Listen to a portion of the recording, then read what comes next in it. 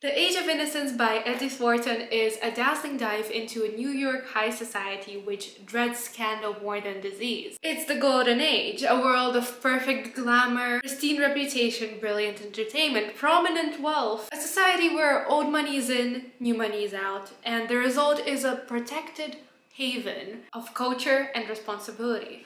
Love blossoms. Newland Archer prepares to marry the beautiful, if conventional, nice May Welland. She's all he can think about, how she's perfect by societal standards, and of course how their marriage can further cement the influence and the stronghold of their two families. And then suddenly May's cousin arrives, and this perfect world is stripped away.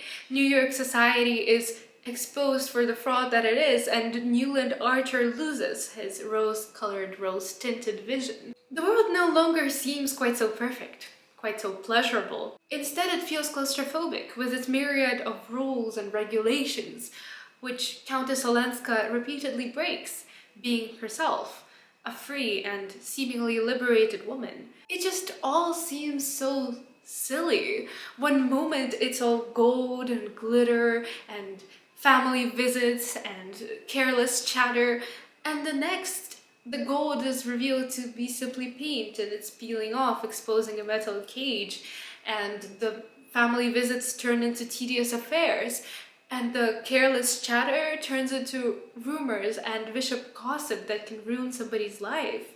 A life Newland Archer discovers that he didn't even properly know, wasn't even familiar with until he met the Countess Olenska, until he fell in love improperly. Love like the kind you'd see in a fairy tale.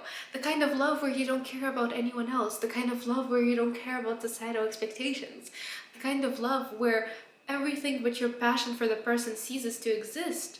It's an obsession. It's a pleasure no amount of wealth can replicate. And suddenly, May, while still being a nice girl, ceases to be anything but that. Nice.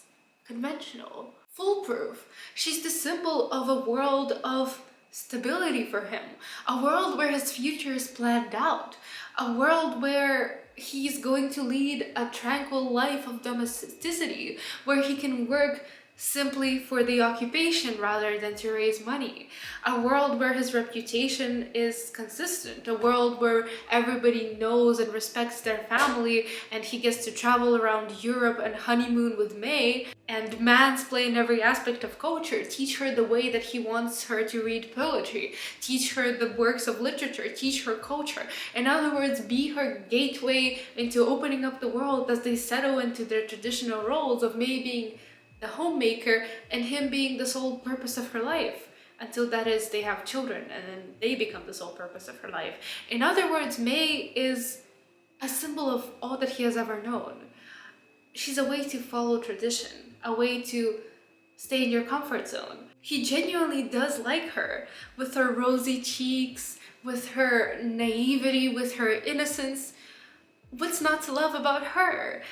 And then there is, of course, what's to love about Countess Olenska? She's disgraced. I mean, it's her first time returning to America after, lower your voice, a disastrous marriage. She's not even divorced yet.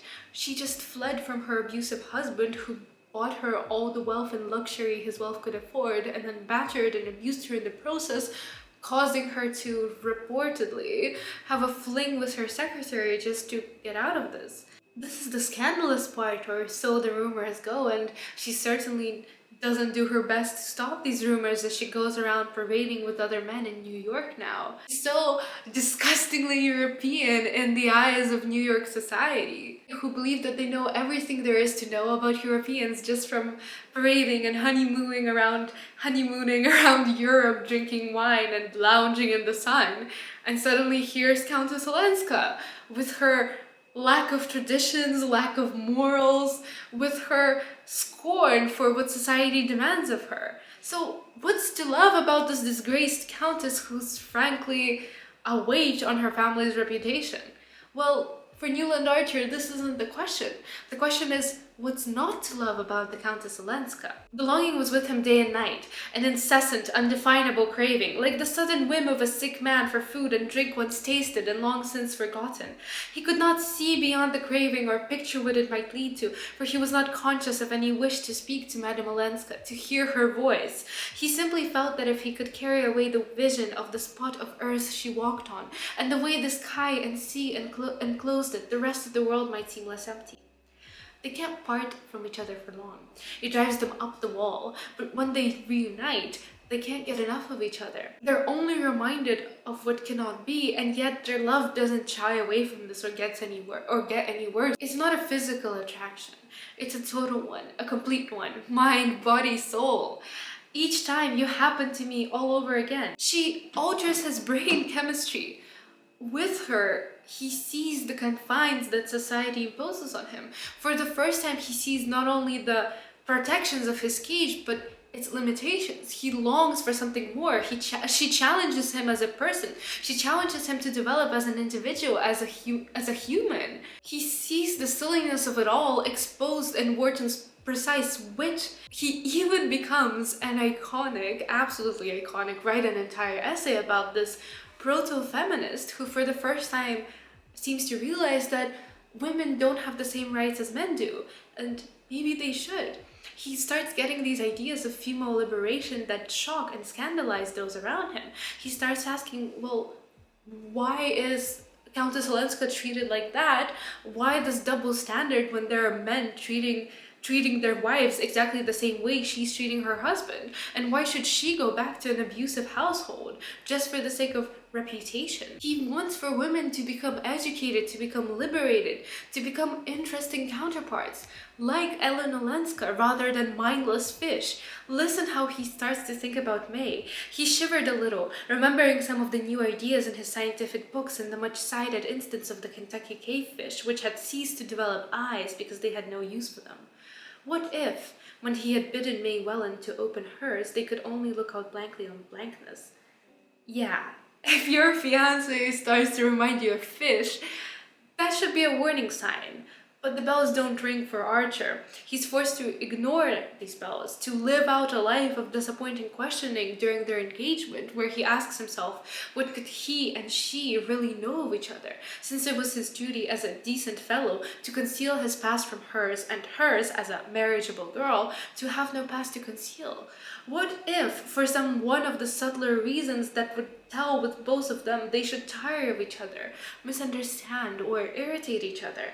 He reviewed his friend's marriage, the supposedly happy ones, and saw none that answered, even remotely, to the passionate and tender comradeship which he pictured as his permanent relationship with May Welland.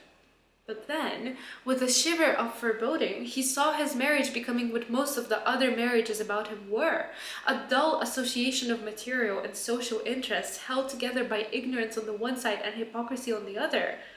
By contrast, Ellen is a woman who does entirely what she wants. She dresses how she wants, she talks like she wants, she acts as she wants, she's completely in control, even though she's very much bound by the same social expectations. She chooses her company based on who she likes, not on who she ought to like. She wears scandalous dresses that show a hint of, again, lower your voice, shoulder. She's so unlike any other New York girl in her manners, her attitude, her behaviors, her Europeanness which they scorn. A girl that us modern readers could empathize with, but a girl that doesn't belong in her generation. Yet, she has no legal rights afforded to her, no right to make her own decisions. Still very much forced by the very confines that so many young girls are, by the pressures of their family, their honor, their duty, and of course by financial pressures. There's a very big financial element to this. Marriage is still very much a business proposition for the social advantage, for the financial advantage.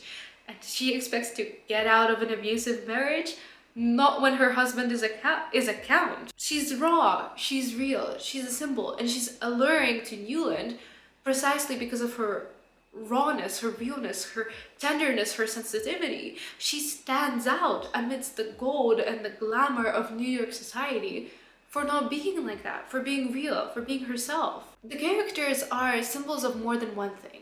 of a country on the cusp of modernization, of the rift between generations, of the moral conflict, of growing up, of fighting your own desires against the weight of duties that are expected from you. And perhaps above all, the women's rights question that always remains obscured beneath all this, because this conflict would have never happened. Their love story would never have been seemingly doomed, or perhaps better to say doomed, if only society didn't expect women to stay in their marriage, no matter the cost. The Age of Innocence is an incredibly poignant critique that rings true even today. It's a novel that gives you the opportunity to revel in the glamour. It's a fascinating escape because you get to go into the society of balls and opera trips and travels around Europe, but it also holds up a mirror to our own faults, to let us see the parallels between Newland Archer's world and ours. It's a novel that emphasizes all the ways we ought to change, but we still haven't changed. And although bittersweet, it does give us hope that maybe novels like this, maybe messages like this will one day prompt somebody to make a decision where they choose love, where they choose happiness. The plot is one filled with subtlety of action, of a slow and meticulous story crafting, yet it's also a delicious love triangle of betrayal. It's a fascinating story and really the only love triangle trope I'm willing to read.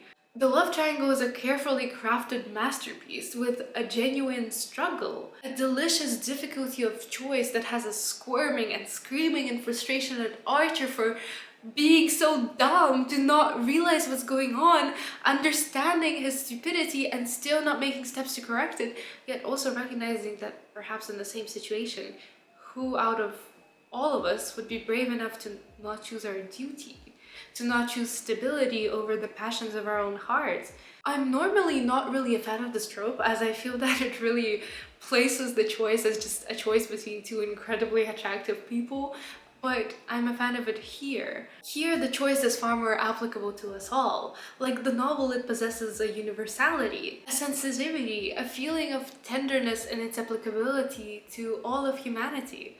It's a book that you can't get enough of, but want out of it, to revel in the hope that maybe in a different world all of this would have been possible, to revel in the spark while it lasts, to hope for, as Archer says, a world where we shall be simply two human beings who love each other, who are the whole of life to each other, and nothing else on earth will matter. Truly, with the Age of Innocence, Wharton has made my months and secured her name as a certainty on my list of future books to be read. This was a novel we read for November Book Club, details in the description box if you want to join, and it did not at all disappoint. I fell in love with it the way that Archer fell in love with Ellen. It was an easy 5 stars. The writing, the plot, the humor, the characters. The characters with their complexities and uneasy fates. It touches you in a sense I feel a lot of other books could never. Truly, it's one of those books you read and you realize that perhaps you haven't fully understood, perhaps you can never fully understand, and it prompts you to return to it again and again and again. It's a very fine and carefully drawn observation of the human spirit. It's a novel to last until the time where humans learn to live with love and passion and abandonment and cease to search for immaterial things like financial wealth and instead make their purpose on this earth that of their fulfillment, that of their true feelings, that of their true emotions. This is a novel for eternity, and I hope this video prompts you to pick it up. Thank you.